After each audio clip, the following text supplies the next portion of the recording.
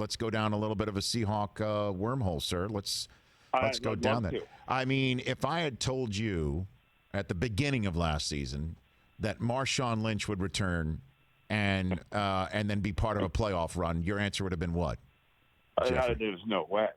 There's no way. I mean, I knew that we would be in the thick of things for a playoff spot, but to bring Marshawn back, to see old number 24 beast mode come back, I tell you, I bought all that merch. I'm gonna, the second it was announced, I was on the beast mode website buying everything that I could.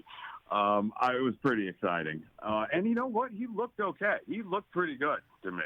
Well, yeah, I mean, certainly for a guy that I'm imagining there had to be some sort of a run-up, right? That he knew it was potentially in the offing, but a couple of times. I mean, that's what the rumor is that they've been talking about this for a little while. They've been talking about it even before everybody went down with injury.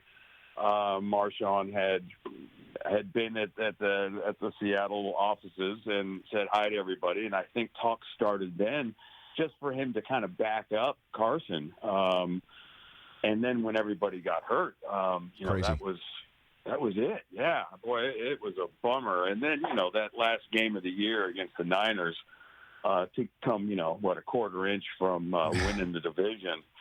Oh, boy, Rich, what can I say? Well, I'll tell you what, Jeffrey, the crazy thing, and we've talked about it on this show ad nauseum, might as well just bring it up here. I mean, that quarter inch that was on Sunday Night Football, the finale, game 256 of the regular season, had that been, a quarter inch in the other direction, San Francisco would have been on the road to start the playoffs as the 5 seed. The Saints would have gotten a bye. The Packers would have gotten the 1 seed, and the Seahawks would have gotten a home game the following weekend. I mean, that's what you want to talk about. Normally, baseball's a game of inches. That was a game of quarter inch right there in the NFL. It really was. I've relived these moments quite a bit in my mind. Mindless things all of a sudden will just pop up. Sure. And that's the new one for me, is that moment. That would have changed the whole NFC playoff picture for sure. And Seattle at home, you can't bet against them at home ever.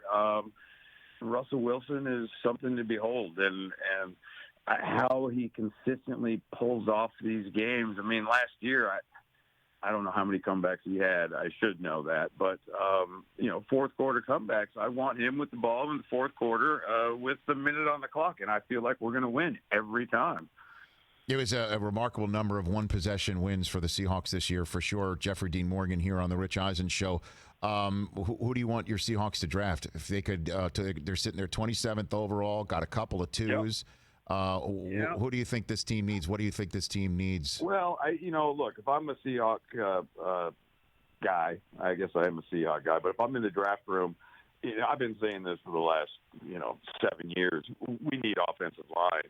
But, I think we also need to shore up the edge. And if we can't figure out what to do with Clowney, and I'm really hoping that we get him back, but I think we need help on the edge, and we've got to protect Russell. Every year it's kind of the same story with us at draft time. And then, as we do every year, we'll turn. I think we've got 7 picks this year right now, and I'm sure that's going to turn into 11 or 12. Yeah, right. But this year's a lot different. No one's getting to meet these players. No one's getting to see them work out. So you're really having to just look at film, which I like. I think that's a good way to go about it. But, Seattle's big on character. Pete has his guys that he likes, and it's a very certain kind of a mindset. And so I imagine there's a lot of Skyping going on right now. Yep.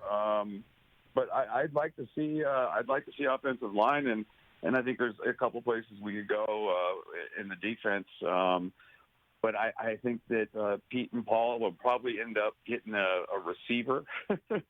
They like a receiver. They like cornerbacks. They always seem to kind of come out of nowhere in draft.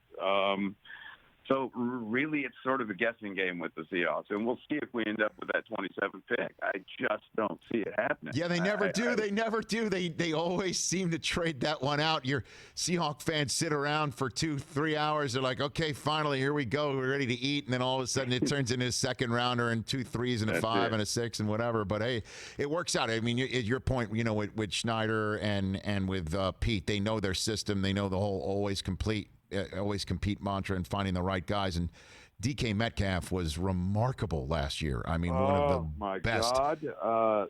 What a story. I mean, we saw what he did in the combine, but you never know how that's going to translate on Sundays. Right. And, wow, it's so fun to see him and Lockett, playing together and kind of figuring out how they're going to play. And he really was a beast and kind of carried us to the wide receiver spot while, Lockett was hurt for the better part of the second half of the year. Right.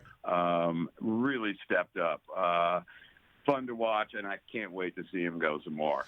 I think this year if it's possible, he's really going to have a breakout year is my prediction. All right, if there is a year. Yeah, and I'm knocking on wood on that. Hey, you watched all the way to the end. Thanks for that. Watch more right here.